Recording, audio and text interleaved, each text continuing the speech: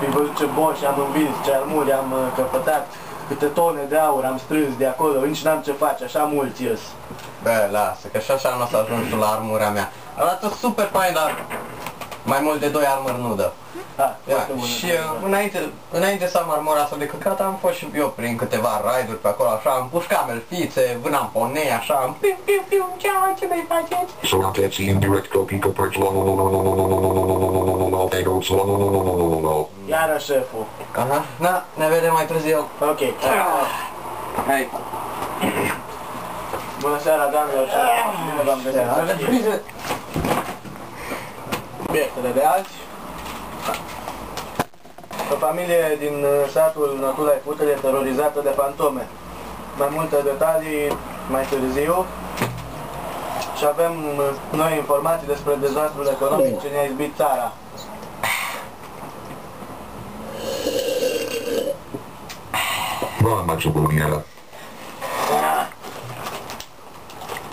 Iar apoi vom avea un interviu cu domnul profesor Menghelo. Cei doi bătrâni sunt terorizați de o fantomă. Echipa noastră urmează să ia interviu bătrânilor și pune camera ascunsă pentru a descoperi fantoma.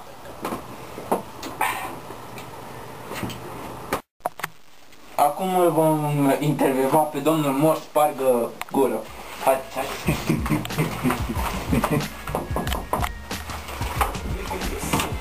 Nu suntem de la echipa News. Am venit în cazul Casa Bântuită. Bun. Am auzit că locuiți aici de ceva vreme. Da, eu și cu soția mea. Unde este soția dumneavoastră? De acolo, așa, în vastă, frumoasă. Nu știu ce pare că e săgușă. Săraca. Și în ce circunstanțe a murit? Speriată, domnule. Nu credeți că aceasta ar fi... Nu credeți că a devenit fantomul sau ceva? Ba da, e din cauza fantomei care băte pe aici de nu știu cât timp de 100 de ani. Înțeleg. Și cred că e foarte drăguț, brunet și are o mușașă. Înțeleg. Cum arată mustața? Dreptunghică cumva? Da. Și în ce an se întâmpla? Poftim? În ce an se întâmpla asta? În 46. Aha, și după aia când a mai apărut? Păi, am mai apărut în 67, după ce am luat brânja de la Moșirca. Și cum se manifestă această fantomă? Păi, când vin străini pe lângă casă, ea se ascunde în pod. Și rostește ceva? Nu, doar și da acolo. Înțeleg. Când a fost ultima apariție? Cum 3 minute înainte să vedeți voi. Și ce a zis? Ce a făcut? Plecați dracului. Ce urât din partea ei. Mulțumim, domnule, pentru acest interviu. Eu. Să trăiți o zi bună, succes în continuare cu vârsta. Să depășiți recordul. Salut! N-am gândit.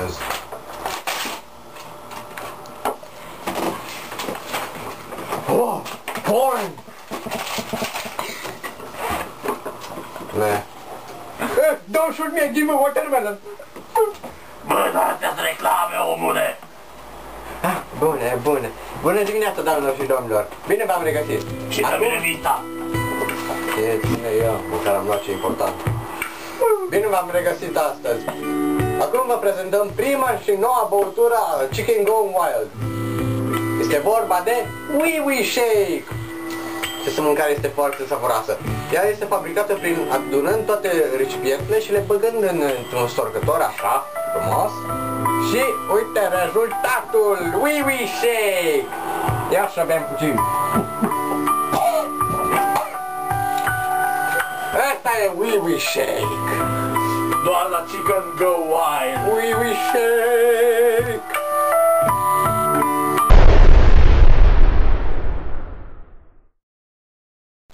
Shake it or awake it.